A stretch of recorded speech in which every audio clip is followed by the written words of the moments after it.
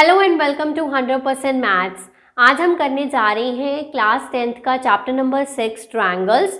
आज हम इस वीडियो में डिस्कस करेंगे ट्रायंगल की बेसिक टर्म्स।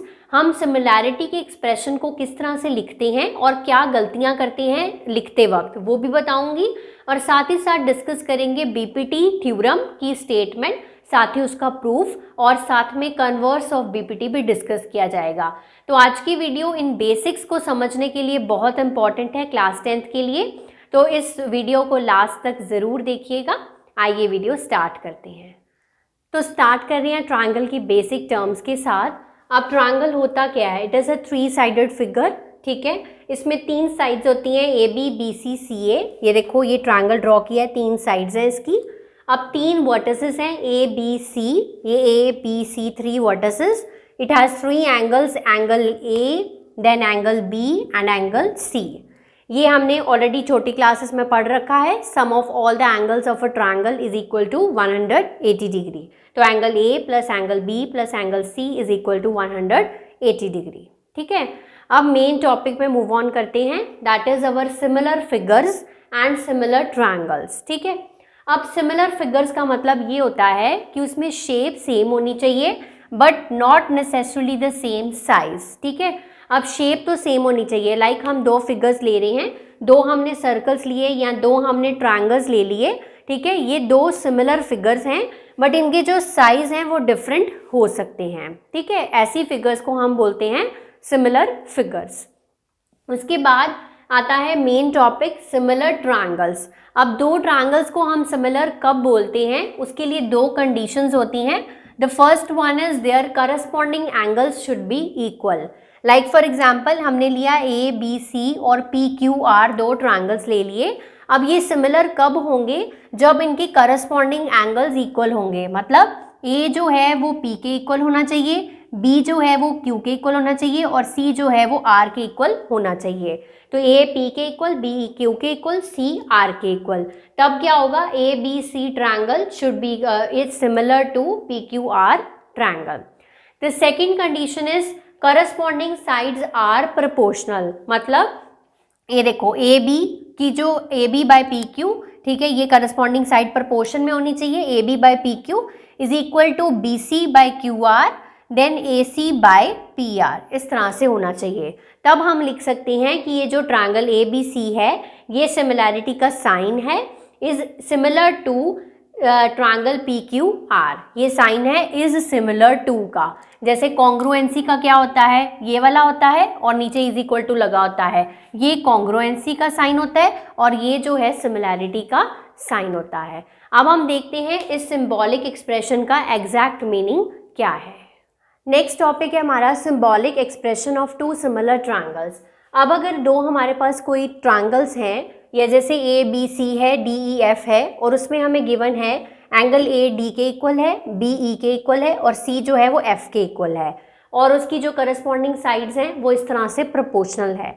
तो हम वहाँ से क्या लिख सकते हैं कि triangle A B C is similar to, ये सिंबॉलिक एक्सप्रेशन है टू रिप्रेजेंट 2 सिमिलर ट्रायंगल्स। तो triangle A B C is similar to triangle D E F. अब आप देखो, ए किसके सिमिलर है? डी के, बी किसके सिमिलर है? ई के, और सी किसके सिमिलर है? एफ के।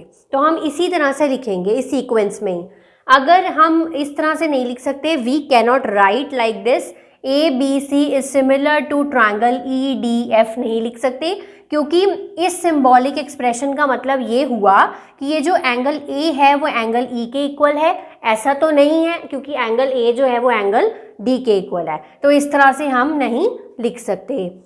या फिर हम इस तरह से भी नहीं लिख सकते कि B A C is similar to triangle D E F, क्योंकि इसका मतलब हो जाएगा बी जो है वो डी के इक्वल है, ये बी इज डी के इक्वल है। तो ये बी जो है वो गलत एक्सप्रेशन है लिखने का।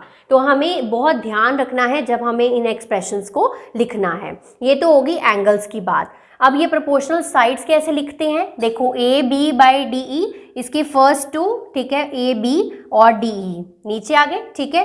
फिर क्या आएगा? बी सी और ई एफ आ गया यहाँ पर। फिर ए सी, ये फर्स्ट और थर्ड वाला, और इधर से डी और एफ, इस तरह से। तो इसीलिए यही सिंबॉलिक एक्सप्रेशन जो है वो रिप्रेजेंट कर रहा है। तो इस तरह से आपको ये लिखना है।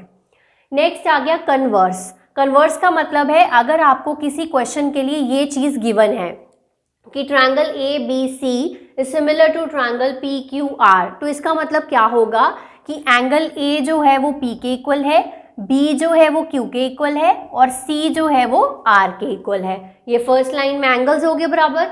फिर प्रोपोर्शनल साइड्स कैसे लिखनी है, ऐसे लिखनी है, A B by P Q first लिख ली, फिर B C by Q R ये लिख लिया, फिर फर्स्ट और थर्ड मतलब ए सी और पी आर, ये ए सी और पी आर। मतलब अगर इस तरह से आ जाए तो इसका मतलब ये है, और अगर इस तरह से गिवन हो तो आपको ये सिंबॉलिक एक्सप्रेशन इस तरह से लिखना है। तो नेक्स्ट टॉपिक है इस चैप्टर का, that is BPT theorem, basic proportionality theorem, या फिर इसको थेल्स थ्योरम भी बोलते हैं। कभी कभी तो डायरेक्ट आएगा कि बीपीटी को प्रूव करो, तो आपको ये सारा प्रूव करना है या मैं आपको समझाने जा रही हूँ, या फिर कभी कभी ये स्टेटमेंट गिवन होती है पेपर में और आपको इसको प्रूव करना होता है। ठीक है, तो सबसे पहले स्टार्ट करते हैं स्टेटमेंट से। If a line drawn parallel to one side of a triangle, तो सबसे पहले मैंने यहाँ पर एक ट्रायंगल ड्रॉ किया है ए बी सी। अब ठीक है, एक ट्रायंगल हो गया। अब क्या बोला उसने, if a line drawn parallel to one side of triangle, एक लाइन हमें पैरेलल ड्रॉ करनी है, तो ये मैंने पैरेलल ड्रॉ कर ली एक line to one side of triangle, यानी कि डी ई जो है this is parallel to B C, right. Intersect the other two sides, ये दो साइड्स बाकी बची हैं ट्रायंगल की, इनको इंटरसेक्ट करता है कहाँ पर, डिस्टिंक्ट पॉइंट्स पे। तो वो पॉइंट्स कौन से हैं, डी और ई पॉइंट्स हैं। Then other two sides are divided in the same ratio. तो उसका क्या मतलब है, जब ये यहाँ पर इंटर डिस्टिंक्ट पॉइंट्स पे यहाँ पर काट रहे हैं, तो ये जो बाकी दो साइड्स को इक्वल रेशो में डिवाइड कर रहा है, यानी कि A D by D B it should be equal to A E by E C, ये हमें प्रूफ करना है। अब गिवन क्या है, सबसे पहले एक ट्रायंगल है ए बी सी जिसमें एक लाइन हमने ड्रॉ की है D E, this is parallel to B C, intersects A B at D, A B को कहाँ काट रही है, डी पर, और ए सी को कहाँ काट रही है, ई पर। ये हो गया गिवन। हमें प्रूफ क्या करना है कि इसको इक्वल रेशो में डिवाइड कर रहा है, A D by D B should be equal to A E by E C. ठीक है, ये हमें प्रूफ करना है। अब कंस्ट्रक्शन मुझे खुद से क्या करनी है, join B E and C D. अब मैंने यहाँ पर क्या करूँगी, ये जो बी ई है इसको ज्वाइन करना है और ये जो सी डी है इसको ज्वाइन करना है, ताकि ये ट्रायंगल्स क्रिएट हो सके अंदर। एक कंस्ट्रक्शन ये करनी थी फर्स्ट वाली। सेकंड क्या करेंगे, हम परपेंडिकुलर्स ड्रॉ करेंगे, क्योंकि एक जो ट्रायंगल होता है उसकी एरिया होता है वो क्या होता है, 1/2 into base into height. Height के लिए क्या चाहिए होते हैं, परपेंडिकुलर्स, इसीलिए ये दो परपेंडिकुलर्स हम खुद से क्रिएट करेंगे। तो ई एफ ड्रॉ करूँगी परपेंडिकुलर टू ए बी। अब यहाँ पर ये जो ए बी है यहाँ पर ई एफ परपेंडिकुलर ड्रॉ होगा, यहाँ पर ड्रॉ कर रही हूँ मैं, ये ई एफ ड्रॉ हो गया। ठीक है, और साथ में D G perpendicular to E C, ये डी से करना है हमें और ए सी पे परपेंडिकुलर ड्रॉ करना है, ये डी जी हो गया। ठीक है, ये दो मैंने परपेंडिकुलर्स ड्रॉ कर लिए। अब उसके बाद प्रूफ पे चलते हैं। प्रूफ के लिए सबसे पहले हमें क्या चाहिए, ये चाहिए, ये वाला पार्ट चाहिए और ये वाला पार्ट चाहिए। अब ए डी और डी बी ये कौन कौन से ट्रायंगल्स में से आएंगे। अब आप देखो, ए डी यहाँ पर है और डी बी क्या है, यहाँ पर है। अब ए डी के लिए आपको कौन सा ट्रायंगल लेना होगा, ए डी ई, क्योंकि उसमें साइड ए डी आएगी, तो ए डी ई ट्रायंगल ले लिया। ठीक है, अब बी डी ई क्यों लिया, क्योंकि बी डी चाहिए, अभी मैंने बताया ना इसके अकॉर्डिंगली चलना है मुझे। तो बी डी के लिए मैंने कौन सा ट्रायंगल लिया, बी डी ई। हम इसको हाईलाइट कर लेते हैं ताकि हमें प्रॉपर से पता चल सके। हमने एक ट्रायंगल लिया है ये वाला ए डी ई और दूसरा ट्रायंगल लिया है ये वाला बी डी ई, ये हो गया। ठीक है, इस तरह से हमने ये ट्रायंगल्स ले लिए हैं। सो अब ट्रायंगल्स लेने के बाद हमें क्या करना है, एरिया का फॉर्मूला मैंने अभी बताया, half into base into height होता है। अब देखो first triangle A D E, ये वाला ट्रायंगल ए डी ई, अब देखो इसका बेस क्या है, ए डी है और ई एफ जो है वो इसका परपेंडिकुलर है, ये तो डायरेक्ट ही है। ठीक है, नेक्स्ट नीचे वाला ट्रायंगल चेक करो, बी डी ई। ये बी डी ई जो है it's a kind of obtuse triangle, ठीक है। अब इसका जो बेस है वो क्या है, ये तो डी बी ही है। ई एफ लिखा है मैंने इसकी हाइट। अब आप पूछेंगे ई एफ तो इस ट्रायंगल के बाहर है, हाउ कम इसकी हाइट कैसे बन सकती है। अब देखो ये इस तरह का ट्रायंगल है, कुछ ऑब्ट्यूज ट्रायंगल है। तो ऑब्ट्यूज ट्रायंगल के केस में जब हम बेस को इस तरह से एक्सटेंड करते हैं तो ये जो हाइट है वो इसकी बाहर ही बनेगी। तो इसका मतलब ये है कि अगर ये डी बी है तो ये जो है वो ई एफ है, ठीक है ना। इस तरह से ये बाहर की तरफ इसकी हाइट बनेगी, तो ई एफ इसका क्या हो गया, हाइट। अब यहाँ से ई एफ कैंसिल हो गया, तो A D by D B आ गया फर्स्ट पार्ट से। अब ये वाला इधर वाला पार्ट तो मैंने प्रूव कर दिया। अब दूसरी बारी मुझे क्या चाहिए, ए ई चाहिए और ई सी चाहिए, उसके अकॉर्डिंगली ट्रायंगल्स लेंगे। अब देखो ए ई कहाँ है, ए ई यहाँ पर है, तो ये सेम ट्रायंगल ले सकते हैं ए डी ई वाला, ठीक है। दूसरे नीचे क्या चाहिए, ई सी चाहिए। अब ई सी कौन से ट्रायंगल में है, ये वाले डी ई सी वाले ट्रायंगल में। तो इसको मैं ग्रीन कलर से मार्क कर लेती हूँ, ये ग्रीन कलर से मैंने इसको मार्क कर दिया, ठीक है। तो ये डी ई सी वाला ट्रायंगल ले लिया दूसरी बार। अब फिर से हाफ इंटू बेस, बेस क्या है अब ए ई है, ठीक है, इस साइड को, और डी जी क्या है इसका परपेंडिकुलर है।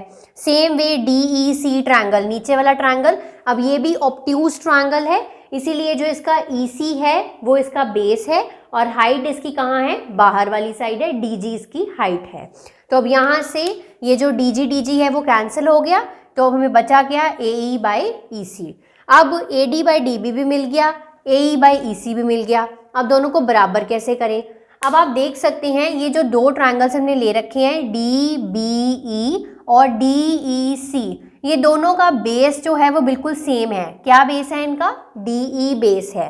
Since triangle B D E and D E C lies on same base D B D E, तो अगर कोई दो ट्रायंगल्स हो और उनका सेम बेस हो तो उनके जो एरिया होते हैं वो क्या होते हैं, इक्वल होते हैं। तो इसीलिए यहाँ से हम लिख सकते हैं कि दोनों का जो एरिया वो इक्वल है, इसीलिए जो A D by D B है वो ए ई बाई ई सी के इक्वल है। यही हमें प्रूफ करना था। तो इस तरह से आपको बीपीटी थ्योरम को प्रूफ करना है।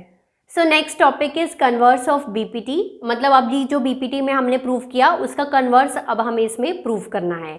अब देखते हैं सबसे पहले, if a line divides any two sides of a triangle. अब एक ट्रायंगल ले लिया मैंने ए बी सी, कहता है अगर एक लाइन किसी भी दो साइड्स को सेम रेशो में डिवाइड करती है, मतलब इस क्वेश्चन के लिए हमें ये चीज़ ऑलरेडी गिवन है जो हमें बीपीटी में प्रूफ करी, मतलब इक्वल रेशो में डिवाइड कर रही है, A D by D B is equal to A E by E C, ये ऑलरेडी हमें गिवन है। Then line must be parallel to the third side, हमें इसमें प्रूव करना है ये जो लाइन है इसके पैरेलल है, मतलब हमें प्रूव करना है D is parallel to B C. उसमें ऑपोजिट गिवन था, D parallel to B C already given था, ये हमने बीपीटी में प्रूफ किया। कन्वर्स ऑफ बीपीटी में ये चीज़ गिवन है और ये चीज़ हमें प्रूफ करनी है, यानी कि D is parallel to B C हमें प्रूफ करना है, राइट। अब इसके लिए क्या करेंगे, हमें ट्रायंगल एबीसी में ये चीज़ ऑलरेडी गिवन है, क्वेश्चन में गिवन थी ये चीज़। उसके बाद हम अज्यूम कर लेते हैं कि यहाँ पर डी जो है this is not parallel to B C. यहाँ पर हमने सपोज कर लिया कि ये जो लाइन है this is not parallel to B C. हम अपनी असम्पशन को गलत प्रूव करेंगे। यहाँ पर एक और लाइन ड्रॉ कर लो, यहाँ पर एक लाइन ड्रॉ कर लो डी एफ, ठीक है। मान लेते हैं draw D F parallel to B C, हमने मान लिया कि डी एफ जो है this is parallel to B C. अब अगर D F parallel to B C है तो अगर हम इस पर बी पी टी अप्लाई करें तो क्या होगा, तो बीपीटी अप्लाई करने पे A D by D B हो जाएगा, A F by F C हो जाएगा। ई जो है वो हटा दिया मैंने अभी फ़िलहाल के लिए, तो A F by F C हो जाएगा। ये आ गया, सेकंड इक्वेशन बन गई इसकी। अब इसके आगे अब आप देखो फर्स्ट और सेकंड में से इसकी जो लेफ्ट हैंड साइड है ये ऑलरेडी इक्वल है, तो राइट भी इक्वल हो गई, यानी कि A E by E C is equal to A F by F C, ये लिख लिया मैंने यहाँ पर। उसके बाद अब adding one to both sides, अब मुझे किसी तरह से प्रूव करना है कि ये जो डी एफ है वो डी ई के बिल्कुल बराबर ही है। तो मैंने क्या किया, दोनों की तरफ 1 1 ऐड कर दिया। अब अगर 1 1 जब मैं ऐड करूँगी तो इसका एलसीएम लेना पड़ेगा, ई सी इसका एलसीएम आला ए E by A E plus ई सी हो गया, यहाँ पर क्या हो गया A F plus F C. अब आप बताओ ए ई प्लस ई सी, ए ई प्लस ई सी क्या बना रहा है, ए ई प्लस ई सी, पूरी क्या बना रहा है, ए सी बना रहा है, बन गई, डिवाइडेड बाय ई सी हो गया, ठीक है। इधर भी ऐसे ही हुआ, A F plus F C, A F plus F C, ये भी ए सी बन गई।